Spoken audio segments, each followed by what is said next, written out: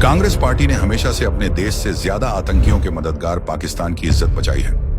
यकीन मानिए, पाक की वकालत करने वाले उतने वकील तो शायद इस्लामाबाद में भी नहीं मिलेंगे जितने हमारे भारत में पड़े हैं। पाक की वकालत उस पार्टी की घटिया मानसिकता की पहचान है जो ऑपरेशन सिंदूर के बाद से ही भारत के एयरक्राफ्ट का नुकसान पूछ पूछ कर पाकिस्तान के घाव पर मरहम लगाने का काम कर रही है। हाल ही में पहलगाम हमले को लेकर कांग्रेस नेता चिदंबरम ने जो कहा है कि उसे सुनकर आपको बहुत गुस्सा आएगा। ये पता लगाया कि वो कहां से आए, क्या पता वो देश के ही आतंकवादी हों। आप क्यों मान रहे हैं कि वो पाकिस्तान से आए?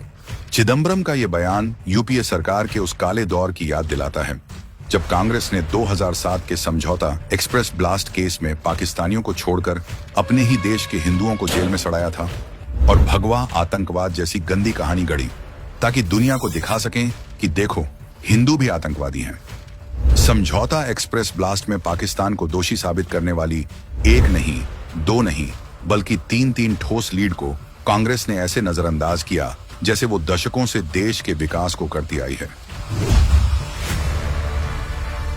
जांच के पहले अफसर गुरदीप सिंह ने कोर्ट में बताया कि समझौता ब्लास्ट के बाद पाकिस्तानी नागरिक अली अजमत को उन्होंने पकड़ा था, लेकिन 14 दिन के भीतर ही छोड़ दिया गया। उनका कहना था कि सीनियर अफसरों के दबाव में छोड़ना पड़ा। सवाल यह है, 14 दिन में पुलिस ने कैसे तय कर लिया कि वो बेगुनाह है और बिना दबाव के कोई अफसर उस पाकिस्तानी को कैसे छोड़ देता जो पाकिस्तान से बिना वीजा पासपोर्ट के भारत में घुसा था। यूपीए सरकार को यह लीड मिली प्रतिबंधित संगठन के मुखिया सफदर नागौरी के नार्को टेस्ट से, जिसमें उसने कबूला था कि समझौता एक्सप्रेस में पाकिस्तान के प्रतिशिक्षित सदस्यों का हाथ था। इंदौर के एक कार्यकर्ता अब्दुल रज्जाक ने नागौरी को बताया था कि ट्रेन में विस्फोट कुछ पाकिस्तानी नागरिकों की मदद से किए जाने थे। सबसे अहम और इंटरनेशनल लीड थी तीसरी, जिसमें अमेरिका की इंटेलिजेंस रिपोर्ट ने आतंकी आरिफ कासमानी को मुंबई ट्रेन ब्लास्ट और समझौता ब्लास्ट का सरगना माना और उसे वैश्विक आतंकवादी घोषित किया। यूएन ने भी लिस्ट में डाला। कासमानी की आतंकी भूमिका पर दुनिया को यकीन था, लेकिन कांग्रेस को नहीं।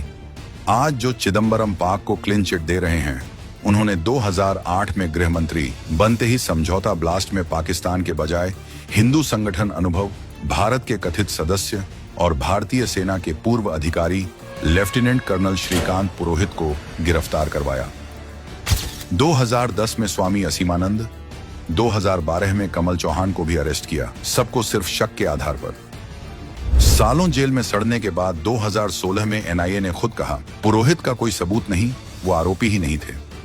2019 में असीमानंद और कमल चौहान भी बरी हो गए, लेकिन कांग्रेस को हिंदू आतंकवाद की झूठी नैरेटिव गढ़ने का ऐसा चस्का लगा कि उसके बाद चाहे मालेगांव ब्लास्ट हो या 26/11, अपनी नाकामी छिपाने के लिए कांग्रेस ने कभी साध्वी प्रज्ञा को आरोपी बनाया तो कभी पाक को बचाने के लिए बुक लॉन्च करवाया। जबकि सच ये है, कांग्रेस पाकिस्तान की सबसे बड़ी लॉबिस्ट है और चिदंबरम जैसे लोग इसका सबसे घटिया चेहरा। सत्ता के लिए ये लोग कुछ भी बेच सकते हैं, देश की इज्जत, सेना का मनोबल और शहीदों का खून भी।